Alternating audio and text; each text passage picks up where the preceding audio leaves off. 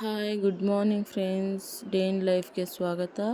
ಹಾಗೆ ಹ್ಯಾಪಿ ಮಹಾಶಿವರಾತ್ರಿ. ಶಿವನೊಂದು ಚಿಕ್ಕ ಸ್ಟೋರಿ ಹೇಳ್ತೀನಿ ಕೇಳಿ. ಶಿವ ತನ್ನ ಭಕ್ತರ ಜೊತೆ ವೈರಾಗ್ಯ ರೂಪದಲ್ಲಿ ಪಾರ್ವತಿನ ಮದುವೆ ಆಗೋಕ್ಕೆ ಹೋಗ್ತಾರೆ. ಆದರೆ ಅಲ್ಲಿ ಪಾರ್ವತಿ ಫ್ಯಾಮಿಲಿಯವರು ವೈರಾಗ್ಯ ರೂಪದಲ್ಲಿದ್ದ ಶಿವನನ್ನು ನೋಡಿ ಭಯಪಡ್ತಾರೆ. ಆದರೆ ಪಾರ್ವತಿಯವರು ಮಾತ್ರ ನನ್ನ ಸ್ವಾಮಿ ಹೇಗೆ ಇದ್ದರೂ ಪರವಾಗಿಲ್ಲ, ನಾನು ಮಾತ್ರ ಅವರನ್ನೇ ಮದುವೆ ಆಗೋದು ಅಂತ ಹೇಳ್ತಾರೆ.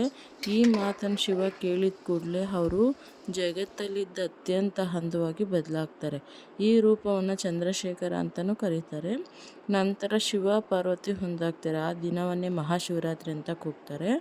ಹಾಗೆ ನಾನಿಲ್ಲಿ ನಮ್ಮ ಮನೆಯಲ್ಲಿ ಹಾಗೆ ಎಲ್ಲ ಕೆಲಸ ಮುಗಿಸಿ ನಾವೆಲ್ಲ ಫ್ರೆಶ್ ಆಗಿ ದೇವ್ರ ಪೂಜೆ ಮಾಡಿ ಎಲ್ಲ ನಮ್ಮ ಅಣ್ಣವ್ರಿಗೆಲ್ಲ ಅಡುಗೆ ಮಾಡಿಟ್ಟು ಟೊಮೆಟೊ ಬಾತ್ ಮಾಡಿ ಬಡಿಸಿ ಅವ್ರಿಗೆ ನಮ್ಮ ಅತ್ತೆ ಮನೆಗೆ ಹೋಗಿ ಅಲ್ಲಿ ಪೂಜೆ ಮುಗಿಸಿ ಹಾಗೆ ನಮ್ಮ ಮನೆ ದೇವರಿದೆ, ನಮ್ಮ ಮನೆ ದೇವ್ರಿಗೆ ಹೋಗಿ ಅಲ್ಲಿ ಪೂಜೆ ಮಾಡ್ಕೊಂಡು ಬಂದು ಇಲ್ಲಿ ಸಂಜೆ ಹೊತ್ತಿನಲ್ಲಿ ನಮ್ಮ ಅತ್ತೆಯವ್ರ ಮನೆ ಕಡೆ ಸಂಪ್ರದಾಯವಾಗಿ ಎಡೆ ಹಾಕ್ತಾರೆ.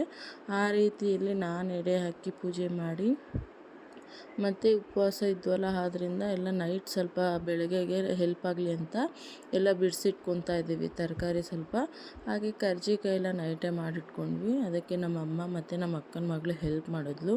ನನ್ನ ದಿನ ಹಿಂಗೋಯ್ತು. ಮತ್ತು ಎಲ್ಲರಿಗೂ ಶಿವ ಒಳ್ಳೇದು ಮಾಡಲಿ ಅಂತ ಕೇಳ್ಕೊತೀನಿ.